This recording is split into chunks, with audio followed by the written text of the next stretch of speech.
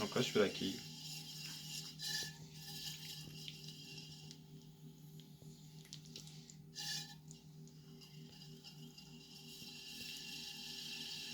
Quand elle revient, la quille, quand elle redescend, je me rends compte que je mets une bonne pression dans la main gauche pour la contenir.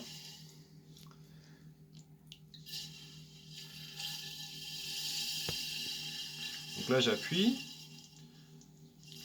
Il n'y a que ta main gauche qui appuie, hein, c'est ça, et l'autre elle contient. L'autre elle est juste en opposition derrière, mais il n'y a pas de force dedans. Et là je pousse en même temps. Ouais.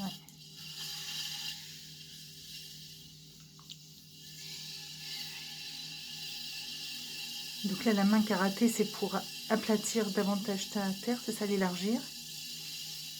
Là je refais ça souvent à la fin, une fois que j'ai fait mes montées de quilles.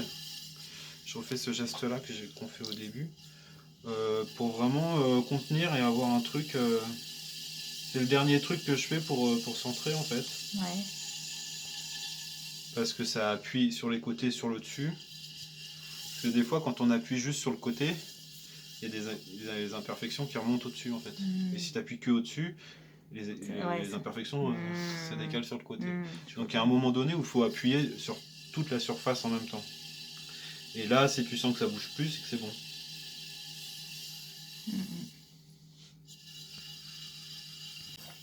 Donc là, le pouce bien ferme.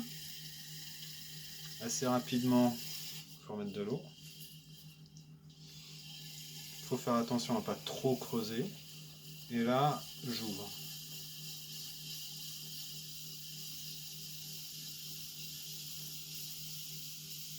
C'est ça. Et tu as toujours ton pouce aussi gauche qui fait le bord, hein, c'est ça?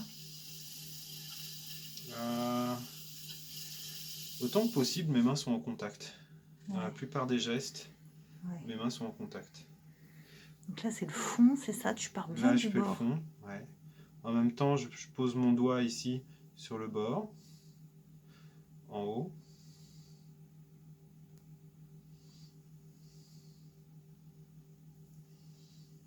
Ouais, pour le fond, tu dépasses pas le centre. Hein. Non. Je vais de l'extérieur et je ramène vers le centre, histoire d'avoir un truc bien compact. En fait, ce qui se passe, c'est que des fois, au centre de la tête de ta boule, quand tu as tourné beaucoup, quand tu avais beaucoup de quilles, et ben, tu as un truc plus liquide qui se forme tout au centre de ta boule, en fait. Au centre du centre, comme disait ma prof. Et du coup, il faut vraiment compacter, parce que sinon, tu risques d'avoir des fissures après à la cuisson si tu as un truc qui est un peu avec de la terre un peu molle et tout. Donc là, j'ai fait mon centre. Je trouve que juste je suis un peu évasé là. Alors, je referme un petit peu. Et maintenant, je fais ma première tirure. Alors, donc tu vois, je pousse à la base. Là, j'ai l'index à l'intérieur et je vais poser mon annulaire. Là, je manque d'eau. Je vais poser mon annulaire. Et là, c'est mon pouce qui travaille. Je crée une première pression. Voilà. Ma saisie. En fait, au début, je suis comme ça.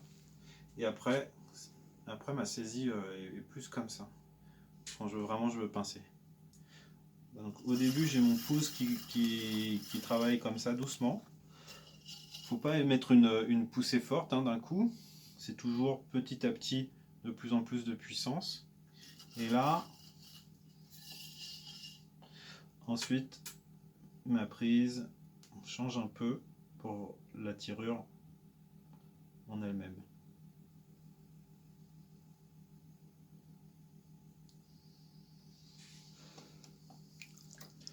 Donc première tirure, on dit que c'est qu'on doit être à peu près à 70% de la taille en fait qu'on désire. La taille finale du pot. Je retravaille mon fond parce que souvent sur la tirure, on déforme légèrement à la base. Et donc là, c'est la deuxième. Alors là, j'ai mon majeur à l'intérieur. Et donc j'amène ma phalange de l'index. Je crée mon petit bourrelet. Et je le fais monter lentement. Je suis lent et pourtant je tourne quasiment à la vitesse maximum.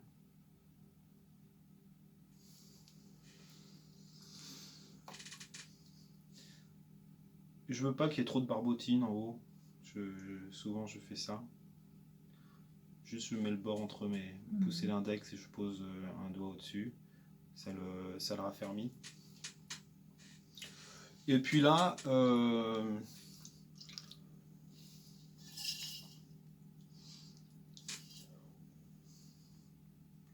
on dit souvent aussi que c'est 3 tirures. Hein.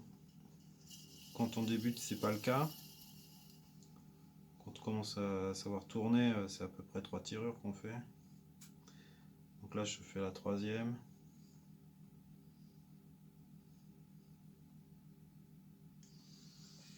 Il